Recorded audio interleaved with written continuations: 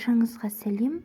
Бүгін біз сіздермен Білежір арнасында фастфуд өнімінің адам денсаулығына қаншалықты зиян екенін айтатын боламыз. Пайдалы ақпараттарды жіберіп алмас үшін каналыма тіркеліп, қоңырауша белгісін басуды ұмытпаңыз. Көшеде көже сатқан әженің көжесін ұрттап, пісірілген жүгерісін жеп, қуырылған бәлішін бұрап тұрып жейтін біздер қазіргі кезде фастфудқа көшіп кеттік. Пайдасы жағынан әжеміздікіне жетпейді-ау. Бірақ дәмі жағынан алар болсақ, кез келген жан айналсоқтап кете алмайды. Бір дәмін татқаннан кейін қайта-қайта қарын шұрылдағанда фастфуд естен кетпестей қоятынын қайтерсің? Аяғың өзінен-өзі сонда басқысы келіп тұрады. Иә, фастфудқа дәнігіп алған жандардың күйі расымен де солай. Бірақ сәл аялдаңыз. Оның пайдасы не, зияны қандай? Тексеріп сұрастырып көрдіңіз бе? Олай болса, құлақ салыңыз. Ресей диетологтары фастфудты адамның нөмірі бірінші жауы деп есептейді. Олардың зиян екені айтылып жатса да, біліп жүрсе де, гамбургермен, пиццамен, тағы басқа тамақтармен адамдардың күн санап өсіп келеді. Ауру астан десек те, оған өзіміз мән бере бермейміз. Қазақстандар соңғы жылдары фастфудтың тұтқынына айналды. Жеңіл асқа жерік көп.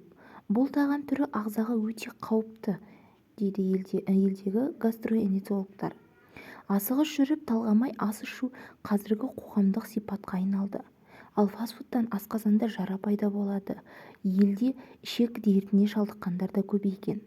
Фастфудтың құрбаны болған Айнагүл есімді қызға құлақ түріп ойын білген едік. Ол былай деді: көбіне асығып жүріп фастфуд, қуырылған пирожки, тағы басқа жеп жүре бердім. Енді ауырып жүрмін, мән бермедік. Қазір асты талғап жеуге мәжбүрмін дейді. Еліміздегі адамдардың 80% дұрыс тамақтанбайтын болып шықты. Соның салдарынан ел арасында ас қорыту жүйесінің бұзылуы, яғни ішек қабаттарының қабынуы, асқазан ісігі сынды дертке шалдығушылар саны көбейген. Өкініштісі, соңғы кезде асқазан ауыратындардың дені жастар. Асқазан ісігіне жетпесе де, ішек қабаттарының қабынуы, ойық жараның асқынуы секілді дерттер. Бұл мәселенің алдын алу үшін фастфудтың түрлі ақпарат құралдарының беретін жарнамасын азайтуымыз керек. Ал біздің елімізде же фастфуд желілері көбейген сайын олардың жарнамасы да көбейері анық. Көбейіп те келеді. Теледидардан көрсететін, көшелерде ілінетін жарнамалардың саны артуда. Қазір ақш-тың кейбір телеарналарында дәрігерлер ұйымының сұранысымен антимакдоналдық жарнамалық роликтер көрсетіліп жүр. Себебі ел тұрғындарының 61% артық салмақтан емес, семіздіктен жапа шегеді. Канадалық ғалымдар фастфудтың адам психикасына да үлкен әсері бар екенін анықтаған. Ғалымдардың мәліметіне қарайтын болсақ, тез әзірленетін тағамдармен тамақтанатын адамдар уақыт өте шыдамсыз болып келеді. Себебі олардың психикасында тез тамақтану басты мақсат. Осындай шыдамсыз әрекеттер адамның өмірінің барлық тұсынан көрініс табады. Тұрып жүріп, тез жүріп тамақ жеу бір жағынан әдепсіз әрекеттердің бірі. Фастфуд ағылшынша тез дайындалатын тағам. Жұрттар бір жағынан тез дайындалатындықтан да қызығып барады. Бірақ та былбырап пісіп бойына қуат алмаған тағам сіздің де бойыңызға қуат бермейді. Онысын қойыңызшы, қандай зияны бар, сонысы маңызды. Фаст немесе фуд. Мәселе осында. Қазіргі адамдарда тағамның тез дайындалатындығы маңызды, сапасы емес.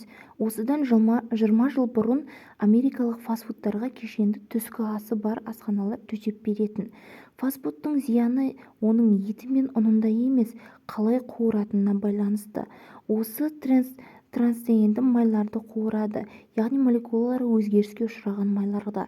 Өзгеріске ұшыраған майлар біздің ағзамызға кәдімгі органикалық майлар секілді орын алғанымен соңғы иммунитеттің нашарлауына алып келеді. Майсыз денсаулық жоқ. Май жинау да аурудың бір түрі. Бұған заманауи адамның құлақ аса қоюы екіталай. Себебі оларға тағамның ыңғайлылығы әрі қолжетімділігі маңызды. Фастфуд үлкен табыс көзі. Көп ақша жүретін жерде адамдардың денсаулығына кім алаңдайды? Фастфудқа бір жақындаған адам құмар болып қалады. Мен оған кез келген уақытта жоқ дей алмаймын деу бекершілік. Себебін айтайық. фастфуд физиологиялық әрі психологиялық тәуелділікті қамтамасыз етеді.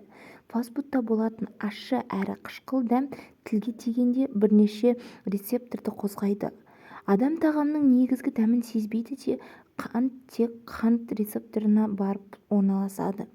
Тұзды жерін ол қабылдамайды, ал фастфуд болса тілге барлық дәмді сездіреді. Бұл оның құрамындағы кетчуптың арқасында. Американдықтар кетчупты дәмді өлтіруші деп атауы да бекер емес, себебі бір мезгілде ащы әрі қышқыл бола алады. Бұндай соус қосылған тағамдар, мейлі ол тұзсыз, дәмсіз тағам болсын, сүйіп жейтін тағамымызға айналып шыға келеді.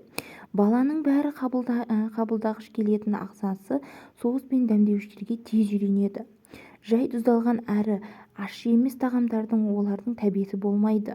Фастфудтың әсерін наркотикалық заттардың әсерімен салыстыруға келеді. Бала кезде әуес болғандардың одан арылуы қиынға соғады. Енді мынаған назар аударыңыз. Кез келген табиғи тағам өзінің табиғи күйін өзгерткен кезде бірнеше күннен кейін бүліне бастайды, ашиды, көгереді, иістеніп қалады. Ал фастфуд тағамдарын қанша уақыт сақтасаңыз да еш бүлінбейді. Оған осы уақытқа дейін жасалған көптеген тәжірибелер дәлел бола алады. Және мынадай бір тәжірибе жүргізілді. 100 диетолог маманға қоңырау шалынды. Олар фастфуд жеуге бола ма деген сұрақ қойылды. Солардың 2-еуі аптасына 2 рет жеуге болады деді. 28-і аптасына немесе айына, тіпті 2 айда 1 рет жеуге болады десе, 45-і мүлдем жеуге болмайды деп жауап жазды. Олардың 98% семіздіктің негізі осы фастфудтан болатынын айтып кетті. Еліміздің бас қаласында 2016 жылы Макдональдс фастфуд желісі ашылды. Алғаш ашылуына келген жұртта есеп болмады. Ұзыннан кезекте тұрды. Сонымен қазақстандықтар неге Макдональдсты асыға күтті? Біріншіден, ол әлемдік бренд, ең көп таралған фастфуд желісі. Көрген жұрттар анау айтқан ерекше дәмі жоқ дейді тағамдарының. Бірақ тағамдарының дәмін көрмегендер бір рет дәмін татып көруге асық. Екіншіден, елбасының ашылардан бұрын ат басын бұра кеткені де себеп болған сияқты. Үшіншіден, көзсіз еліктеу. Жұрттың бәрі барып жатыр ғой, біз де барайық деген түсінік. Мысалға, әлемге танымал әртіс келе қалса, тек атын ғана естіген, әлемге танымал екендігін білген, бірақ өнерін бұрын тамашалап көрмеген де бара береді. Неге? Себебі бәрі айтып жатыр, бәрі барып жатыр.